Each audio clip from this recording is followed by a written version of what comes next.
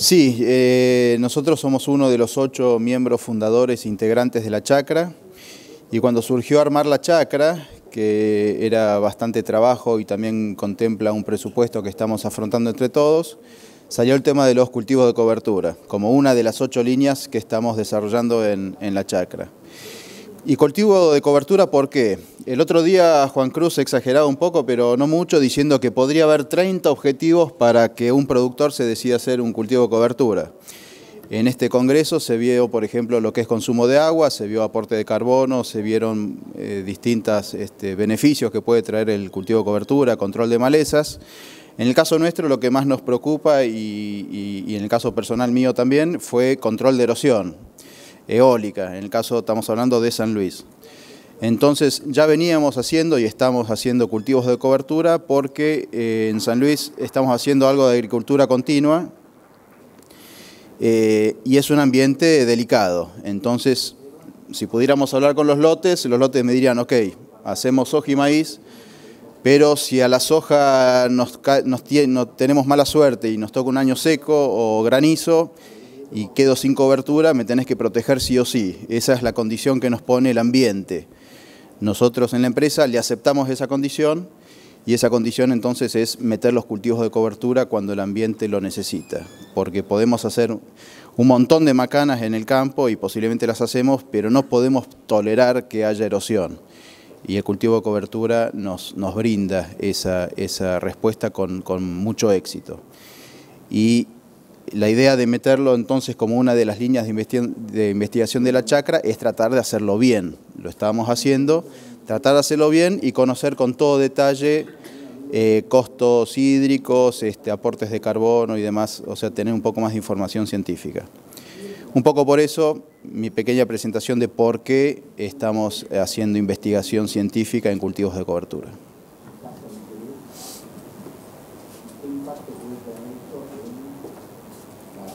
Buen día a todos. Soy un poco una talla menor. Bueno, vamos a dar comienzo a este taller. Gracias, Nicolás, por dar tu introducción. Yo hace 1 año y medio que llegué a la provincia de San Luis, vengo del interior de Córdoba, y lo primero que me pregunté fue cómo se producía en la provincia de San Luis. Y lo primero que supe es que en la isogueta 500 atraviesa la zona centro de San Luis, la divide y deja el margen al este aquellas zonas que son aptas para producciones agrícolas y producciones mixtas, donde las producciones mixtas se basan en ganadería de bovinos para carne. Y dentro de lo que es la actividad agrícola, es agricultura extensiva, cultivos de verano, en secano, y los cultivos más importantes son, como comentaba Nicolás, soja y maíz. Y un poquito más relevado lo que son los cultivos de sorgo y girasol. Pero, en definitiva, lo que me preguntaba, bien, es que con este tipo de producción veíamos que los productores se enfrentan a múltiples riesgos. A riesgos que atentan con la sustentabilidad de los sistemas productivos y empresariales. Y ahora bien, ¿a qué se debían esos riesgos? Esos riesgos se deben a las dificultades que presenta el ambiente a la hora de producir. San Luis la región de San Luis tiene un clima semiárido, y como todo clima semiárido se caracteriza por la escasez de lluvias. A eso debemos conocer que también los climas semiáridos se caracteriza no solo por la escasez de lluvias, sino por la alta variabilidad de las lluvias entre años. Y fíjense en el siguiente gráfico cómo están correlacionadas la oferta hídrica de cada uno de estos años con la respuesta a los rendimientos. Lo que ven en el gráfico a la derecha es el rendimiento logrado por los productores miembros de la Regional San Luis en los últimos 7 años. ¿Sí? Con lo cual vemos cómo se ha correlacionado la oferta de lluvia en cada una de las campañas. Lógicamente, en aquellos años más llovedores se lograron los rendimientos máximos alcanzables y medios más elevados. Pero no solo presentan ese tipo de dificultades vinculadas al agua, sino también tenemos el inconveniente del granizo, fundamentalmente en las zonas de mayor productividad que más adelante les voy a comentar. Y por otro lado, también la alta frecuencia de los vientos fuertes que en años secos generan problemas de erosión eólica. Pero ¿qué pasa en aquellos años húmedos? Debido a los esquemas actuales de agricultura, en la cual no se está utilizando eficientemente el agua, se generan excesos hídricos. Esos excesos hídricos provocan erosión, que puede ser por escurrimiento superficial, inclusive se puede dar pérdidas de agua por drenaje profundo, el cual asciende las napas freáticas y puede conllevar a problemas de la aparición de nuevos ríos, como seguramente han escuchado los casos de la cuenca del Morro y su problemática, que bien está representado por la foto que vemos en la parte superior. Entonces, fíjense el desafío que tenemos en la chacra para producir. Fíjense la problemática con la que nos enfrentamos campaña tras campaña. Agua, escasez de agua, alta variabilidad entre años, erosión eólica, erosión hídrica, granizo. Entonces, ¿cuál fue el desafío que nos planteamos como chacra? El desafío fue, bueno, tratemos de controlar la erosión, tratemos de ser rentables, sustentables, sobre todas las cosas, pero tratemos de corregir estos problemas. Entonces, una de las tantas medidas que tomamos, que eran una de esas 8 líneas que comentaba Nicolás al principio, una de las medidas que empezamos a adquirir fue la inclusión de los cultivos de cobertura dentro de la rotación más habitual que la de soja-maíz, justamente para reducir los problemas de erosión de suelos y tratar de ver cómo nos impactan la inclusión de los cultivos de cobertura sobre los rendimientos de los cultivos de grano, que son los cultivos rentables, los que realmente nos interesan. Y cómo, bueno, el desafío es ser eficiente en el uso del agua, ¿sí? Porque no olvidemos que el agua es el recurso más limitante que tiene la provincia. Entonces, para ponernos en contexto, ¿dónde estamos trabajando? ¿Cuál es nuestra área de influencia?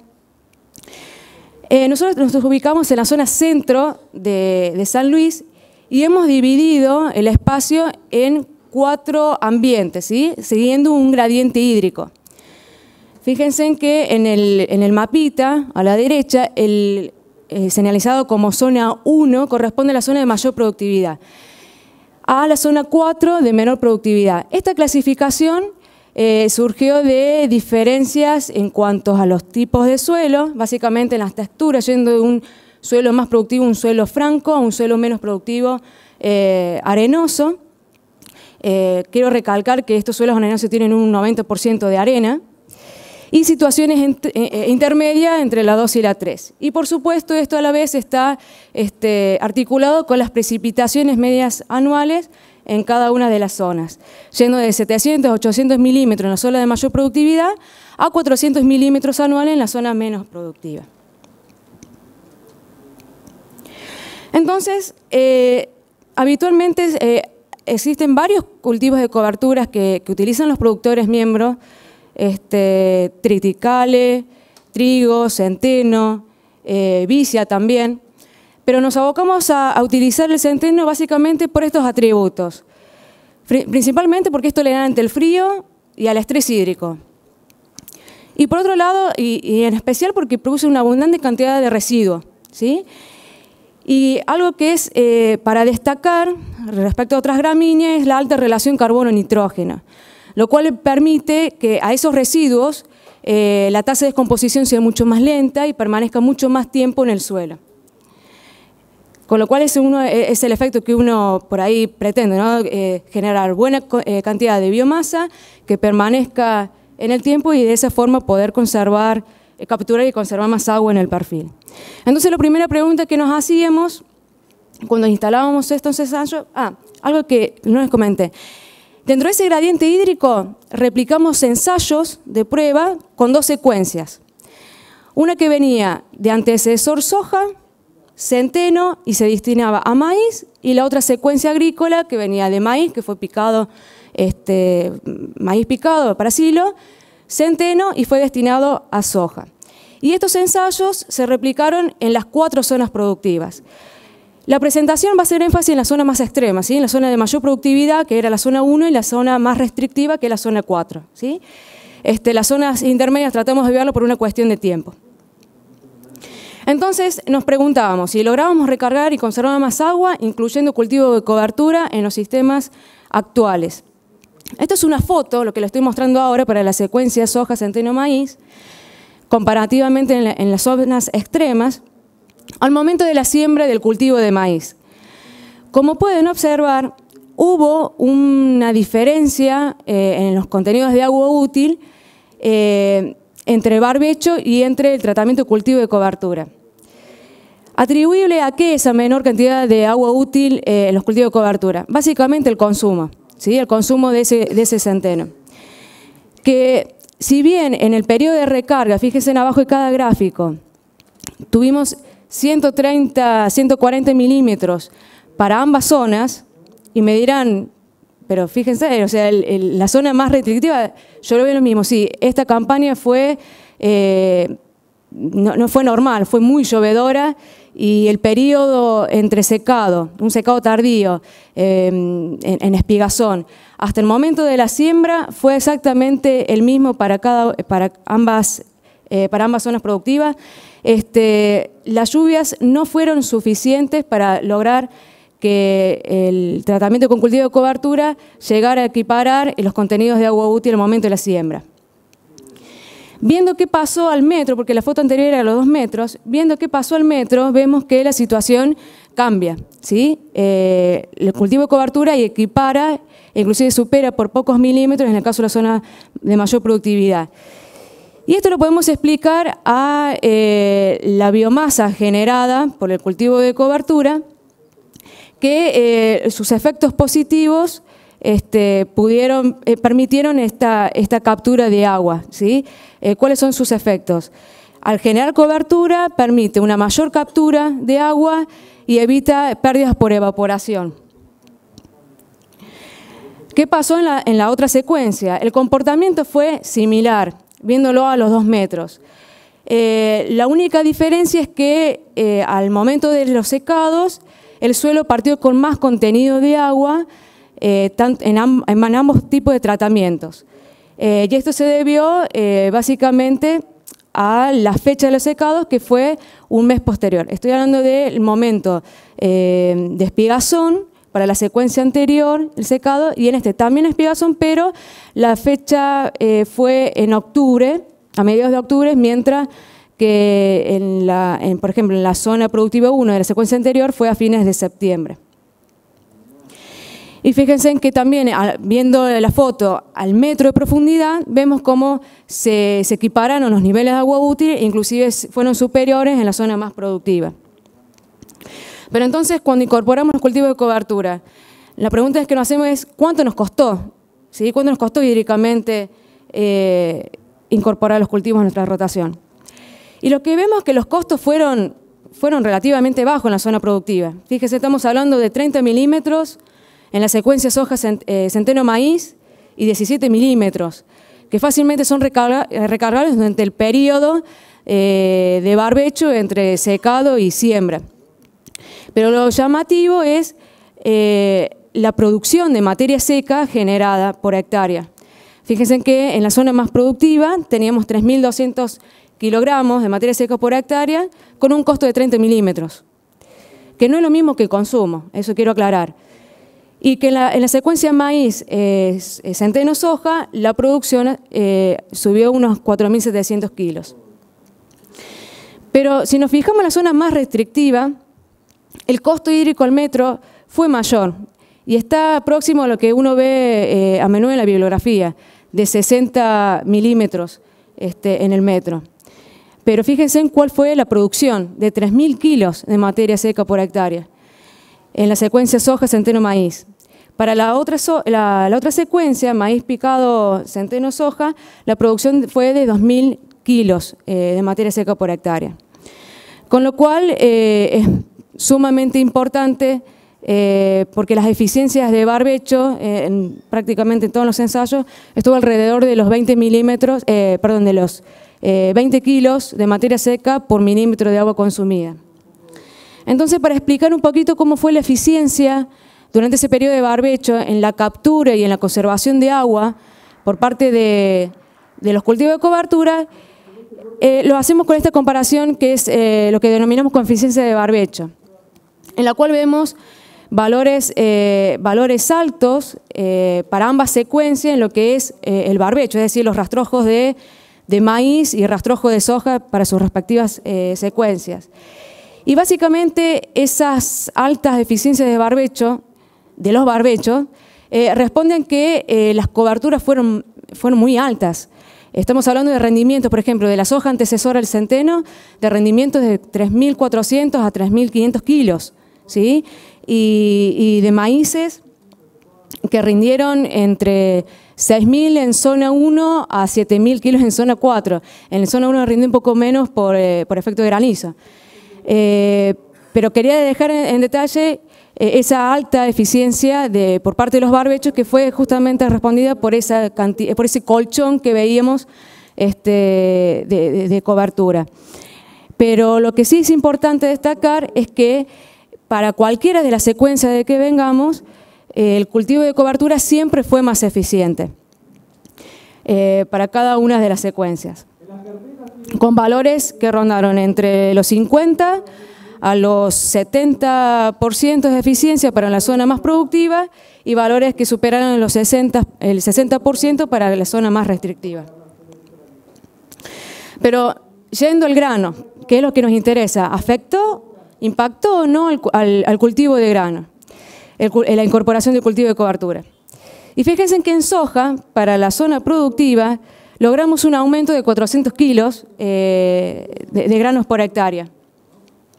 Y en la zona más restrictiva, básicamente pudimos obtener rendimientos similares, con lo cual es muy bueno para una zona restrictiva pensar en la incorporación de cultivos de cobertura en años húmedos, porque no estamos afectando en forma negativa los rendimientos y además tenemos una generación de biomasa de entre 3.000 y 2.000 kilos que nos está asegurando un control de los suelos por efecto de las voladuras. Ahora bien, en el maíz, ¿impactó de la misma forma? No. Fíjense que la zona más productiva tuvimos una merma en el rendimiento cuando incorporamos cultivo de cobertura. Y la merma fue de 2.000 kilos, pero estamos hablando de rendimientos, estamos hablando de maíces de alta producción. Fíjense que estamos en el orden de los 10.000 a 12.000 kilos y más, ¿sí? Pero comparativamente al ensayo obtuvimos rendimientos medios entre 10.000 kilos para el ensayo de cultivo de cobertura y para el tratamiento sin cultivo de cobertura 12.000 kilos. Y acá lo que vimos es que no era el agua el factor, decisivo, el factor, que limitó esa brecha de producción entre uno y otro tratamiento, sino que básicamente se debió a lo que era la oferta de nitrógeno, ¿sí? Porque agua tuvimos buena distribución de lluvias durante la parte inicial del cultivo y fundamentalmente durante el periodo crítico. Pero esta foto que le muestro del maíz es al momento del cuaje y pueden ver la removilización de nitrógeno en la parte inferior indicándonos que hay una deficiencia de nitrógeno. Ahora bien, en la zona de menor productividad vemos, llamativamente que superó los rendimientos con cultivo de cobertura en unos 3.700 kilos aproximadamente. Y en este caso lo asociamos básicamente no solo al agua, sino también a la disponibilidad de nitrógeno. Pero viendo estos detalles que para años húmedos son muy buenos, también le incluimos otros beneficios a la incorporación de los cultivos de cobertura, que fue el control de malezas. A su izquierda van a ver la foto comparativa entre un tratamiento que no llevó cultivo de cobertura al momento de la siembra del cultivo de grano y uno que tenía cultivo de cobertura. Y fíjense que no, prácticamente el que venía de cultivo de cobertura no tenía malezas. Y en la zona más restrictiva lo que me llamó la atención es que hay problemas con una maleza en particular que es la roseta, y con cultivo de cobertura prácticamente no teníamos presencia de roseta. Y es una maleza que es muy difícil de controlar, tanto como en las zonas de menor productividad, tanto la 3 como la 4. Pero con esto que quiero decir, no solo se vio reducción y presencia de maleza durante el periodo durante el ciclo del cultivo, por efectos alelopáticos, por cierre de los surcos y demás, sino que también el efecto se vio durante el periodo de barbecho y cuando el cultivo de verano ya estuvo implantado. Es decir que prácticamente hasta que cerraron los surcos, tanto la soja como el maíz, se veía en casos como en la zona restrictiva nula presencia de malezas y en la zona más productiva muy pocas. Pero también vimos, y atando un poco con lo que veíamos al principio, el otro problema que teníamos era las pérdidas de agua en profundidad, vemos que con cultivos de cobertura no tenemos pérdida de profundidad. ¿Y cómo interpretamos este gráfico? Dentro de cada una de las constantes hídricas de punto de marchites y capacidad de campo tenemos lo que denominamos agua útil, el agua que está disponible para las plantas. La línea celeste, que corresponde al límite de capacidad de campo, hacia la derecha es agua que perdemos por gravedad. Y esa agua con cultivo de cobertura no la perdemos. Y estoy haciendo el efecto ahí que me encantó. Entonces, para ir resumiendo, ¿qué fue lo que aprendimos cuando incorporamos cultivo de cobertura a la rotación? Aprendimos que capturamos más agua en el perfil del suelo, y eso lo explicábamos y lo veíamos con las eficiencias de barbecho. Generamos cobertura entre 2.000 y 4.700 kilos de materia seca por hectárea. Incrementamos los rendimientos de soja en zonas productivas y lo mantuvimos estable en zonas restrictivas. También vimos que es necesario ajustar la fertilización nitrogenada del maíz en aquellos planteos de alta producción, cuando el cultivo antecesor es una gramínea. Y esto es importante destacar porque venimos de una gramínea y toda gramínea es más demandante de nitrógeno. Con lo cual tendríamos que estar pensando de fertilizar, al momento de sembrar el maíz, de fertilizarlo a ese maíz, y si no, de incorporar una leguminosa como una vicia como antecesor. Pero tenemos que tener bien en claro con cuánto nitrógeno tenemos en el suelo y cuáles son nuestros rendimientos objetivos y en función de ello fertilizar. También observamos que obtuvimos incrementos en los rendimientos de maíz en las zonas más restrictivas. Y también tenemos que hacer hincapié no solo en las condiciones hídricas del año, sino también en cuánto estamos de nitrógeno en el suelo al momento de la siembra. Y por último vimos que controlamos las malezas, fuimos muy eficientes en esto y por otro lado reducimos las pérdidas de agua en profundidad. Con lo cual es recomendable, esto es a nivel muy personal, incorporar cultivos de cobertura en los distintos ambientes cuando los años son húmedos. Lógicamente nos está faltando años de estudio, de evaluación, cuando son secos, fundamentalmente en la zona más restrictiva, para ver cómo estamos en contenidos de agua disponible y cómo nos va a impactar en los rendimientos del cultivo. Muchas gracias. Esto ha sido todo.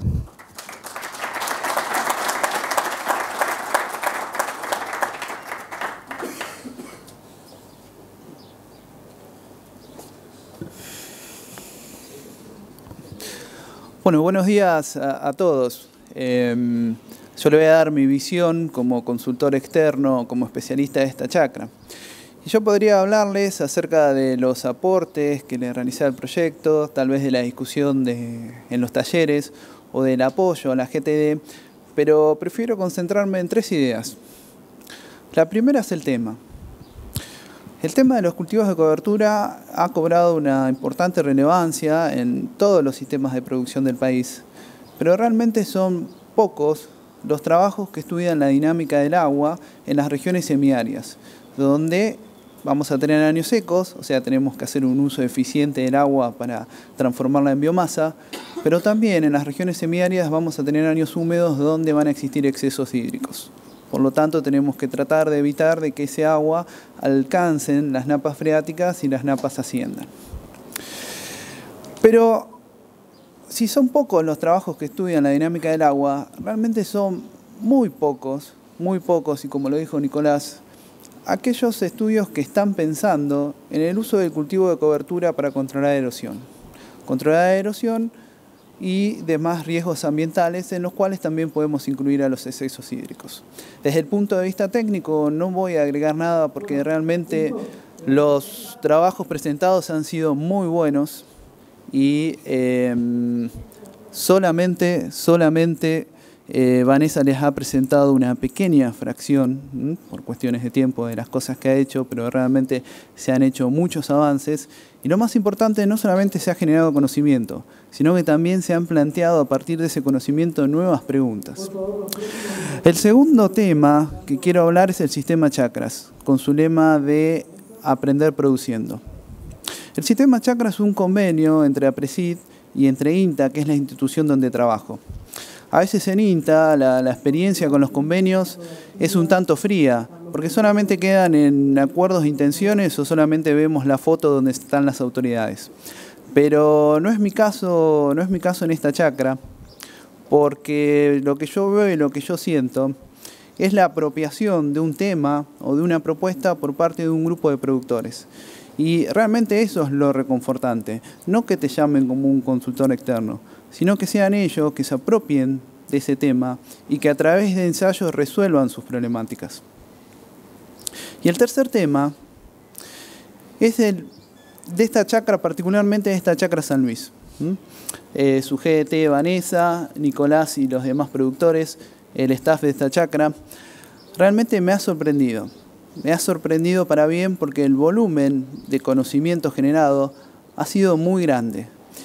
Y esa información que no solamente va a ser útil a los productores de la chacra, sino que va a ser información y conocimiento que va a ser útil a todos los productores de San Luis.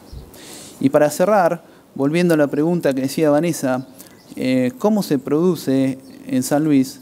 Yo la cambiaría a cómo se va a producir en San Luis. Yo creo que con esta información y con este conocimiento se va a producir mejor y con menos riesgo. Muchas gracias.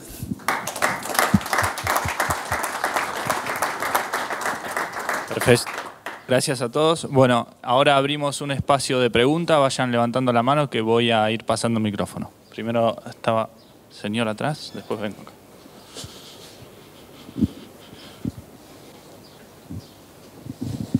Sí, Vanessa Otamendi. Te quería hacer una pregunta. Cuando vos pusiste la diferencia de rendimiento en la zona 1 de maíz, que es inferior, en donde hubo cultivo de cobertura, y de soja, que fue mayor, ¿estuvo afectado por granizo, ese dato? En la zona más productiva, sí. Estuvo afectado por granizo, pero en etapas vegetativas tempranas, lo cual tuvo posibilidades de recuperarse, ¿sí? Estamos hablando de maíces tardíos, sembrados entre el 1 y el 5 de diciembre. Hola, buen día. Buen día. Justamente yo te iba a preguntar si vieron alguna diferencia en el anclaje de rastrojos contra el control de erosión eólica, básicamente, habiendo cultivo de cobertura o siendo testigos, digamos, si ha habido en el volumen, digamos, al final de rotación o como lo quieras marcar, más estabilidad o mayor cobertura con los cultivos de cobertura, justamente. Sí, eso no, visualmente lo he visto en todas las zonas, al momento de cada una de las mediciones para extraer, digamos, lo que eran las medidas de aguas gravimétricas, eso se ve. Fundamentalmente en la zona más restrictiva, se ve que en los primeros 5 centímetros, más allá se ve ese anclaje, mayor anclaje, incomparativamente con, viniendo un rastrojo con elevado rendimiento, que es lo que hacía hincapié anteriormente, ¿no? Se ve a favor del cultivo de cobertura un mayor anclaje. Y es lo que les mostré anteriormente, corresponde a la última campaña, ¿sí? Las pruebas las venimos haciendo ya por segundo año consecutivo. Y he observado que entre uno y el otro, y este último año, se vio una mejora en cuanto a ese anclaje. Acá, dos preguntas. Una cortita. Nombraste Vicia Sí. como opción para trabajar sobre N, para la rotación. Si lo están pensando en incluir en siembras consociadas, si están explorando al respecto a algo. Y la segunda, el planteo está hecho para, por lo que veo, soja, centeno de cobertura, maíz tardío. Si están explorando algo de siembras aéreas sobre maíz para siembras de soja sobre centenos de cobertura, no de picado, sino sobre maíz en pie. Bien, con respecto a la primera pregunta, también nosotros estamos estudiando y evaluando estudios de caso, ¿sí? En lo cual varios productores ya vienen incorporando en sus sistemas Vicias consociadas con triticale, por ejemplo. A partir de esta campaña, bueno, se mejoraron en cuanto a las densidades de siembra porque vieron ahogo del triticale sobre la vicia, por ejemplo, en San Luis. Sí, en San Luis. Entonces, bueno, es como un prueba de error un poquito el tema este. Sería bueno preguntarle a Nicolás y al resto de los miembros si están interesados, ¿no?, en seguir probando estas nuevas leguminosas, incorporarlas como cultivo de cobertura. Por mí, fascinada, seguiría probando esto. Con respecto a la segunda pregunta, los ensayos que les mostraba ahora corresponden a centenos secados en fechas tardías, es decir, espigazón, y maíces sembrados en fechas tardías. Pero estos ensayos, a su vez, había parcelas que teníamos siembras secados tempranos, ¿sí?, en estado de hoja bandera, y a la vez siembras tempranas de maíz, ¿sí?, o sea, y de soja, ¿sí? Teníamos esas 4 combinaciones. Tratamos de focalizarnos en esto porque, primero porque los secados tempranos vemos que no dan resultado y es un poco en vano mostrar respuestas de cultivos de cobertura que obtuvieron por debajo de 700 kilos de materia seca por hectárea y que sabemos que no recargaron, no capturaron eficientemente el agua. O sea, tratamos de dejar un mensaje contundente con el manejo que realmente creemos que es el más adecuado o el camino que vemos a seguir. Ahora bien, no sé si está Espartaco, que es el productor que está en la zona más restrictiva, pero bueno, él ya viene probando siembras aéreas, fundamentalmente en los lotes que vienen de maíz. A ver, lo que se libera más temprano es el maíz picado, pero él ya está probando siembras de centeno aéreas en febrero, fines de febrero. Y nosotros estos ensayos, las siembras de los centenos, fueron todas en la primera quincena de mayo. La pregunta es porque a los planteos son todos de maíz tardío. Sí. Pensar en sojas con centeno de cobertura, creo que la opción es siembras aéreas. Por eso preguntar si es algo que no van a... Bien. Maíz tardío, soja, la única forma de tener un centeno en San Luis es aéreo. Sí. No sé, Juan, si querés. Dale. No, complemento un poquito. Como dice Vanessa, como que encaramos de 2 formas. Uno es estudio de casos, que es lo que decía ella, ahí donde estamos también haciendo algún análisis, pero tranquilo, de avena, trigo, siembras aéreas, vicias y otras cosas. Y el estudio fuerte, con muchísimas mediciones, combinaciones de fecha de siembra, fecha de secado, eso se hizo con siembra convencional de centeno en cada una de las rotaciones, digamos. Pues si no, el abanico era enorme y se hacen muchísimas mediciones. También lo que es corrimiento de rastrojo, digamos, se hace algo así medio visual. Pero digamos, una es estudio de casos, que más o menos se registran algunas cosas básicas de todo el universo de cultivos de cobertura, y después donde se tiraron todas las balas más fuertes de investigación y mediciones y muestreos y demás, es en la parte de la siembra convencional de centeno, que es lo que hacemos en mayor proporción.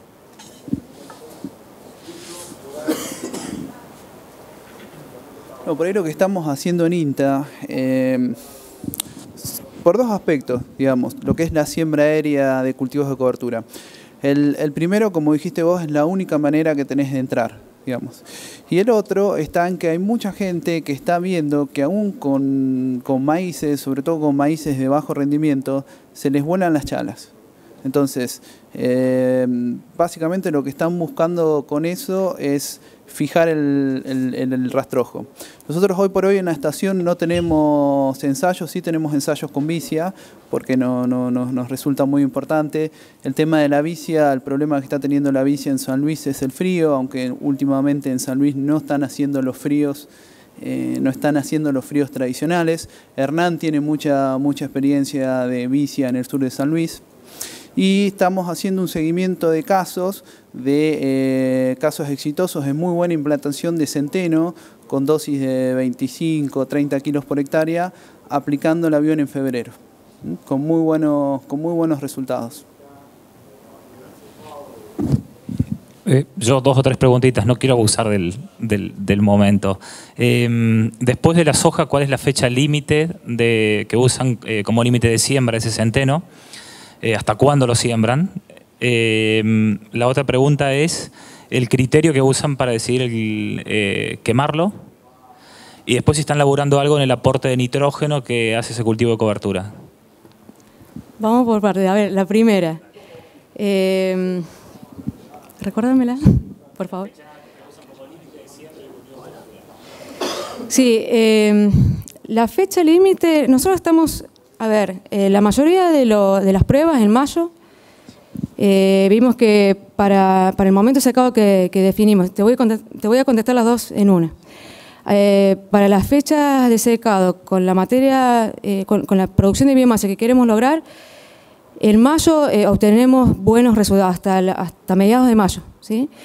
Posteriormente, eso nos pasó en la campaña pasada, tuvimos en promedio por debajo de los 1000 kilos de materia seca, ¿sí? Te estoy hablando de siembras de fines de mayo hasta el 20 de junio.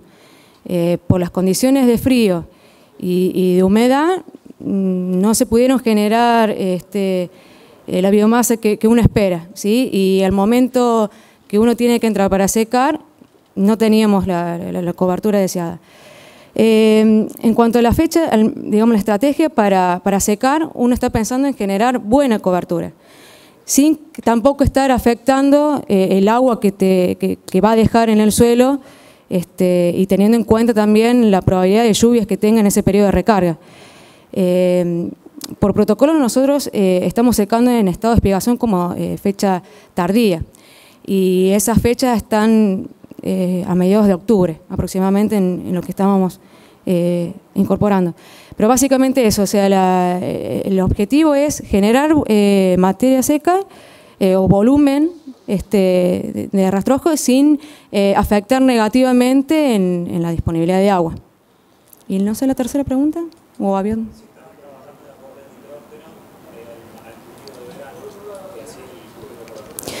Una de las, claro, eso lo empezamos a ver básicamente, viste la foto que había mostrado de la remoción y demás, lo empezamos a ver con mayor detenimiento esta campaña. Nosotros estamos trabajando en otra línea con fertilización nitrogenada en maíces tempranos y tardíos. Hemos definido umbrales para cada una de las zonas, pero nos queda pendiente trabajar sobre cultivo de cobertura y fundamentalmente cuando vienen de antecedentes, o sea, cuando ese cultivo de cobertura es una gramínea.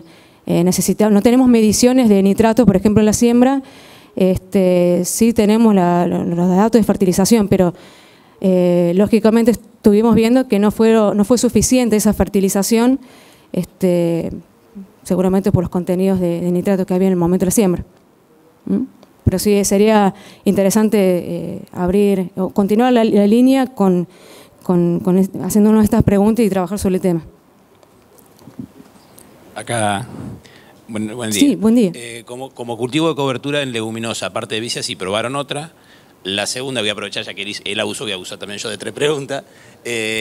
¿Cómo hacen qué tecnología le ponen a esos cultivos de cobertura? Y tercero, ¿cómo se proveen de la semilla de esos cultivos de cobertura? Si es propia o salen todos los años a comprar. O destinan un sector para producción de semilla. Nico. Sí, no, pero coméntanos. me saco el lazo y se lo paso a Nicolás. No, la parte de compra, no, la compramos en cualquier lado. Lo que estamos usando son ciclos cortos, por ahí se complica un poco el mercado de semillas de centeno, pero compramos ciclos cortos justamente para lo antes posible tener el lote espigado y poder secar sin avanzar mucho en el calendario anual. Pero sí, hasta ahora sin problemas. En el caso nuestro compramos la semilla y creo que el resto de la regional todos compran la semilla al momento de la siembra. Y el resto creo que era más. ¿Cuál era la otra? Si fertilizan o no, ¿con qué tecnología le ponen al cultivo de cobertura? ¿Y cuántas leguminosas han probado de cultivo? Leguminosas es un solo productor de la regional, que no soy yo, y creo que un solo año o dos tiene de experiencia y no te puedo, creo que usó solamente vicia. Y tecnología del cultivo es sembrar lo antes posible, o sea, como estamos sembrando con sembradora, atrás de la cosecha del cultivo de verano lo antes posible, por dos cosas. Uno, para generar importante cantidad de biomasa al momento de secado y que esté fenológicamente avanzado el cultivo de cobertura, el centeno, y después porque tenemos más chances de tener humedad, porque sería muy común, en San Luis, muy común, que vos compraste la semilla y te estás decidido sembrar, y mayo, junio y julio tenés 0 milímetros de lluvia y no tenés humedad para sembrar. Que eso sería bastante común que suceda. Así que la idea es, obviamente, sembrar lo antes posible. En el caso nuestro, que estamos sembrando estratégicamente el cultivo de cobertura sobre sojas, repito lo que dije recién, sobre sojas con alto grado de daño de granizo o con muy bajo rendimiento por sequía, le damos prioridad dentro de la operativa de cosecha a cosechar ese lote si es que se va a cosechar. Este año no cosechamos algunos lotes por granizo, así que ahí obviamente pudimos sembrar en marzo tranquilos, pero si algo se va a cosechar para sacar 800 kilos, se cosecha temprano y se siembra lo antes posible. Una dosis de nitrógeno de 40-50 kilos creo que es lo normal que estamos usando la mayoría. Ese nitrógeno lo contabilizamos para el cultivo de maíz, no sé si hacemos bien o mal, pero alguna bibliografía nos dice que ese nitrógeno no sería un costo del cultivo de cobertura, sino que lo podemos por ahí capitalizar para el cultivo de maíz. Y prácticamente nada más. Están siempre limpios, o sea, no hay malezas de verano, malezas de latifoliadas, quiero decir, en invierno para controlar. Es un cultivo tranquilo que llega limpio y bien hasta el momento de secado. Plagas también, pulgones, puede haber algo, pero tranquilo, es fácil, digamos, tener un cultivo razonable. Y la producción de biomasa que tenga dependerá del frío y de las lluvias que le toquen ese cultivo de cobertura en otoño e invierno. Sí, por acá tengo otra. Sí, no, agrego una pequeña cosita. El material que estamos usando de centeno es un material intermedio, que es el INTA Ernesto, y sería también bueno tratar de incorporar digamos, materiales mucho más cortos, como el Quehuel, para también evaluar la respuesta. Y otra de las cosas es que los centenos fueron fertilizados a la siembra con 40 kilos de urea, que eso no lo había comentado. Sí, hola. Hola. ¿Qué tal? Mi pregunta es la siguiente. No sé si tuvieron experiencia en la chacra para la terminación de los cultivos de cobertura con rolado. No. No sé, INTA...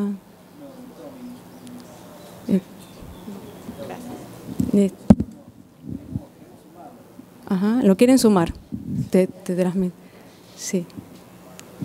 Muy bien, ¿más preguntas?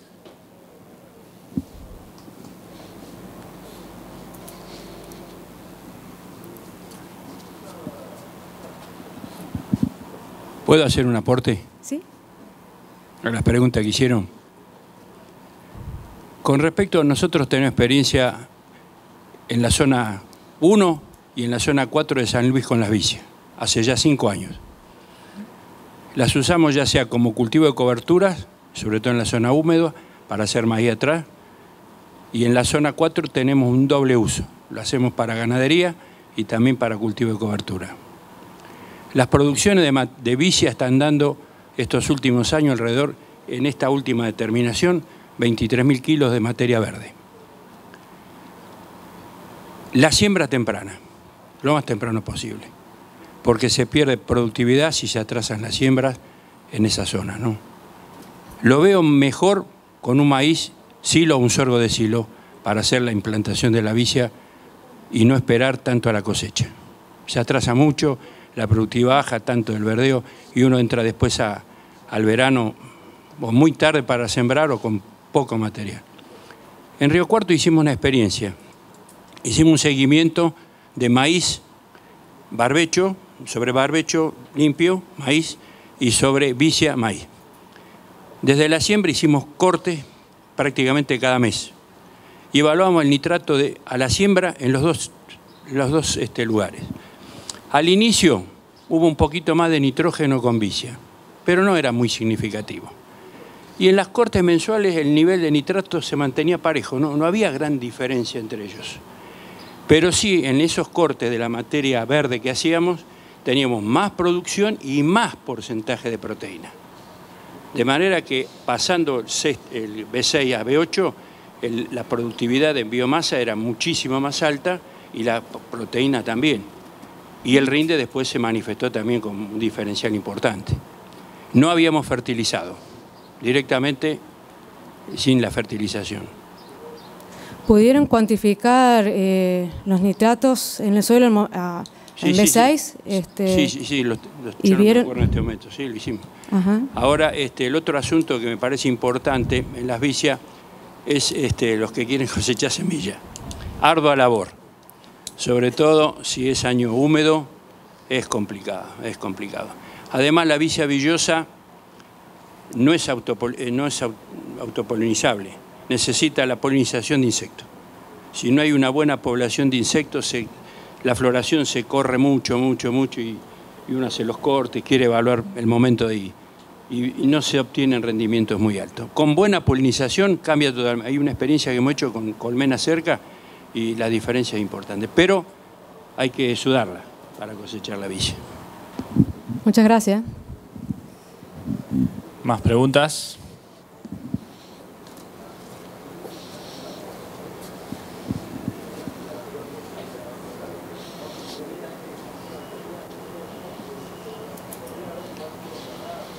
Bueno, si no hay más preguntas, les agradecemos a los disertantes y a ustedes por la presencia. Muchas gracias.